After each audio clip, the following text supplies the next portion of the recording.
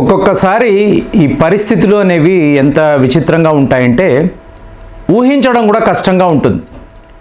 ఇప్పుడు మన national investigation ఏజెన్సీకి సంబంధించిన అధికారులు వీళ్ళు అమెరికా వెళతారు. అమెరికా వెళ్ళి అక్కడ ఫెడరల్ బ్యూరో ఆఫ్ ఇన్వెస్టిగేషన్ వాళ్ళ అధికారులు, అమెరికాకు చెందిన అధికారులు వాళ్ళని కలుస్తారు. సో వీళ్ళందరూ కలిసి ఒక జైలుకు వెళ్ళి అక్కడ ఒక తీవ్రవాది, ఇతని పేరు తాహ్వార్ హుస్సేన్ రాణా అని అంటారు. సో ఇతనిని పట్టుకొని బయటికి తీసుకొచ్చిన తరువాత FBI అధికారులు ఏం మాట్లాడతారంటే, ఇక ఇతన్ని మీకు అప్పచెప్తున్నాము, ఈ ముంబై దాడులకు సంబంధించిన నెక్స్ట్ లెవెల్ ఆఫ్ ఇన్వెస్టిగేషన్, అంటే ఇప్పుడు ఇతన్ని ప్రూవ్ చేయాలి. అమెరికా ప్రభుత్వం ప్రూవ్ చేసింది ఇతను ఒక తీవ్రవాది, ఇవాళ ఇతన్ని మేము భారత్కు అప్పచెప్తున్నాము. సో మళ్ళీ వీళ్ళందరూ కూడా విమానం ఎక్కుతారు. ఈ తీవ్రవాది తాహూర్ హుస్సేన్ రాణా ఇతన్ని మళ్ళీ ఇక్కడ భారత్కు తీసుకువస్తారు. ఇక్కడ ఇన్వెస్టిగేషన్ మొదలవుతుంది. ఇతన్ని గిల్టీగా మీరు ప్రూవ్ చేయాలి. ప్రూవ్ చేశాక ఇతనికి శిక్ష పడుతుంది.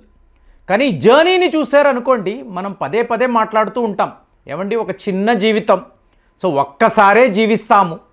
సో ఇందులో ఈ ద్వేషాలు, అంటే ఒకరిపై ఒకరి కోపాలు, ద్వేషాలు ఇవి పెంచుకొని అపురూపమైన జీవితాన్ని పాడు చేసుకోవాలా అంటే మీకు తీవ్రవాదము అనబడే విషయము ఇలాగే ఉంటుంది కదా. ఇప్పుడు ఈ రాణా యొక్క జీవితాన్ని చూశారనుకోండి, పాకిస్తాన్లో పుట్టాడు. పాకిస్తాన్లో ఇతను వాళ్ళ మిలిటరీలో డాక్టర్, చూడండి మంచి పదవి, మిలిటరీ డాక్టర్. తరువాత ఏం చేశాడు, అక్కడ నుంచి కెనడా వెళ్ళాడు. కెనడా వెళ్ళాక అక్కడ ఒక వ్యాపారిగా మారాడు. ఇతను చేసే వ్యాపారం ఏమిటి, మీకు పాకిస్తాన్ నుంచి ఉండే ఇమిగ్రెంట్స్ను మీకు విజయవంతంగా కెనడా దాకా తీసుకురావడం, మధ్యలో ఉండే ప్రాసెసింగ్ వర్క్ అంతా కూడా ఇతనే చేసేవాడు. మరి అలాంటప్పుడు ఇతను ఎలాంటి వాళ్లను కెనడా దాకా తీసుకువచ్చాడు అనేది ఇవాళ ఒక బిగ్గెస్ట్ క్వశ్చన్. సరే వచ్చాడు కదా, కెనడాలో శుభ్రంగా ఉద్యోగం చేసుకుంటున్నాడు కదా అంటే, చూడండి జిలాండ్ పోస్టన్ అనబడే ఒక పత్రిక, ఇది డెన్మార్క్కి సంబంధించిన మ్యాగజైన్. వీళ్ళు ఒక దారుణమైన, అంటే మహమ్మద్ ప్రవక్తకు సంబంధించిన ఒక దారుణమైన మీకు బొమ్మలను వీళ్ళు పబ్లిష్ చేశారు. సో ఇక్కడ అనిపిస్తుంది తీవ్రవాదముని వెళ్ళి ఈ వ్యక్తి తన జీవితాన్నే సర్వనాశనం చేసుకున్నాడు అంటే, ఇట్లా రెచ్చగొట్టే బొమ్మలు, యేసుక్రీస్తు ఉంటారు, ఆయన చేతిలో ఏదో ఒక సిగరెట్ ఉన్నట్టు, అవసరమా? వాళ్ళందరూ ఎంత గొప్ప వాళ్ళు, వాళ్ళని ఇలా అవమానించడం వలన మీకు ఏమి లాభం? కానీ అలాగే ఉంటుందండి. ప్రపంచము రెచ్చగొట్టడము, ఒకరికి ఒకరి మీద ద్వేషాన్ని పెంచడము, తరువాత హింస, తరువాత యుద్ధాలు, ప్రాణ నష్టాలు, ఆస్తి నష్టాలు, ఇలాగే మానవ జాతి అనేది ఉంటుంది. సో దాంతో మహమ్మద్ ప్రవక్తకు సంబంధించిన ఇలాంటి బొమ్మలు వేయడంతో మీకు రాణా, అలాగే ఇతనికి ఇంకొక మిత్రుడు, ఇతని పేరు డేవిడ్ హెడ్లీ అంటారు. అంటే ఇతను పుట్టడం ముస్లింగా పుట్టాడు, కానీ తరువాత తన పేరుని మార్చుకొని డేవిడ్ హెడ్లీ, అంటే ముంబై దాడుల్లో ఇతను కూడా ఒక సూత్రధారి. సో వీళ్ళు ఇద్దరూ కూడా చైల్డ్హుడ్ ఫ్రెండ్స్. సో మన ఇస్లాం మీద వీళ్ళు ఇంతలాగా అవమానకరమైన బొమ్మలను గీస్తున్నారు, పబ్లిష్ చేస్తున్నారు, మనం చూస్తూ ఊరుకోవాలా అని చెప్పి వీళ్ళు ఈ పత్రిక, డెన్మార్క్ పత్రిక ఉంది చూసారా, వాళ్ళ మీద పగ పెంచుకొని వాళ్ళ ఆఫీసుల మీద దాడులు చేయడానికి ప్లానింగ్ చేశారు. సో 2009లో వీళ్ళు దొరికిపోయారు. దొరికిపోయిన తరువాత ఎందుకు ఇలా చేశారంటే, మా మహమ్మద్ ప్రవక్తను వీళ్ళు అవమానించారు, ప్రతీకారం కోసం మేము ప్లాన్ చేశాము అని అన్నారు. తరువాత చూస్తే వీళ్ళిద్దరూ కూడా పదే ముంబై రావడం. ఇంకా మూడవ విషయాన్ని మనం మాట్లాడాలి, మన ఇంటెలిజెన్స్ బ్యూరో.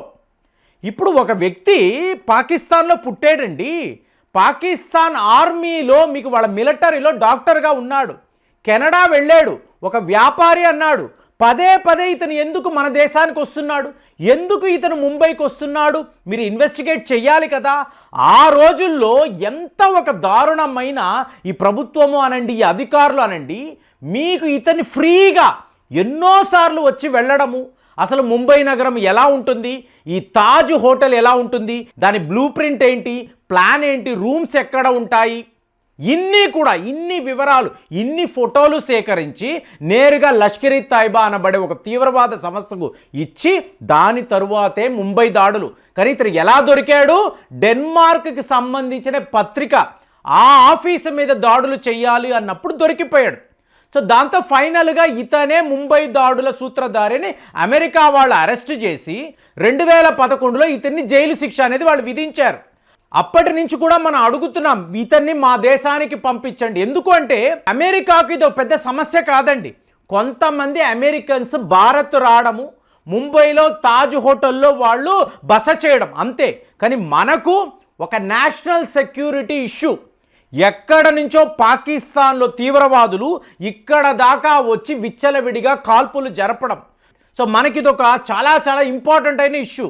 కాబట్టి మనం అమెరికా ప్రభుత్వాన్ని అడిగితే 2009 నుంచి ఇవాళ చూడండి, మీకు దగ్గర 16 ఏళ్ళు, ఒక వ్యక్తి తన జీవితంలో 16 ఏళ్లను జైలులోనే గడిపాడు అంటే ఇంకా అతని లైఫ్ ఏముంటుంది.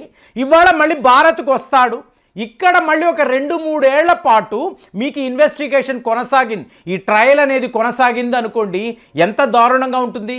కాబట్టి నిపుణులందరూ ఏం కోరుకున్నారు, ఫాస్ట్ ట్రాక్లో చెయ్యండి. ఇక ఈ ముంబై దాడుల్లో ఎవరైతే మరణించారో 164 మంది, వీళ్ళ కుటుంబాలు ఏం చెప్తున్నారు, రావడము ఇతన్ని ఉరి తీయండి, అంతకి మించిన శిక్ష ఉండదు, అనవసరంగా జైలులో తీసుకువెళ్ళి మళ్ళీ అక్కడ బిర్యానీలు పెట్టి అతనికి కూల్ డ్రింక్స్లు పెట్టి వద్దండి, వచ్చాడు ప్రూవ్ చేయండి, గిల్టీ అనండి, ఇతనికి శిక్ష వేయండి, ఉరి కంబానికి ఎక్కించండి అని చెప్పి ఇప్పుడు డిమాండ్ చేస్తున్నారు. కాబట్టి ఇవాళ మన అధికారులు అమెరికా వెళ్ళి ఇతన్ని పట్టుకొని భారత్కు తీసుకువచ్చిన తరువాత ఇక్కడ సిచ్యువేషన్ ఎలా ఉంటుంది. ముంబై దాడుల్లో ఇతనే ప్రథమ సూత్రధారి, ఇతనే ఫోటోలు తీశాడు. ఇన్నిసార్లు ఇతను ముంబై వచ్చి మళ్ళీ కెనడా వెళ్ళాడు. ఎందుకు కెనడా వెళ్ళాడు, అక్కడ నుంచి ఇప్పుడు కెనడా అంటేనే ఇంకా పెద్ద జోక్ అండి. అందరూ ఎలా మాట్లాడుతున్నారంటే, ఈ జస్టిన్ ట్రూడో ఉన్నాడు కదా, పప్పుగాడు అని మాట్లాడతారు కదా, ఇప్పుడు ఇతను రాజీనామా చేసి వెళతాడు. వెళ్లే ముందు ఏం మాట్లాడతాడంటే, మా దేశంలో ఇంతంత మంది ఖాలిస్తాన్ తీవ్రవాదులు ఉన్నారు, వీళ్ళందరినీ మీరు పట్టుకొని శిక్ష అంటే ఎలా కుదురుతుంది. ఈ తావావూర్ హుసేన్ రాణా అనేవాడు మా పౌరుడు, ఇతను ఎన్ని తీవ్రవాద దాడులైనా చెయ్యొచ్చు, కానీ మా పౌరుడిని మీరు ఎలా అరెస్ట్ చేస్తారు, కుదరదు కదా అని చెప్పి పెద్ద కామెడీ చేసినా కూడా, వాళ్ళ పార్లమెంట్లో ఇలా మాట్లాడినా కూడా ఆశ్చర్యపోవడానికి లేదు. ఇదంతా మీరు ఒక్కసారి ఆలోచించారు అనుకోండి, మనము ఇక్కడ పుట్టింది ప్రశాంతంగా జీవించడానికి, ఒక మంచి ఆనందకరమైన జీవితాన్ని ఎంజాయ్ చేసి వెళ్ళిపోవడానికి, అదంతా మానేసి ఇలా తీవ్రవాదము, వాడు బ్రెయిన్ వాష్ చేశాడు, బ్రెయిన్ వాష్ చేసిన వాడు హాయిగా వాడి గదిలో బిర్యానీలు తింటూ గడుపుతాడండి.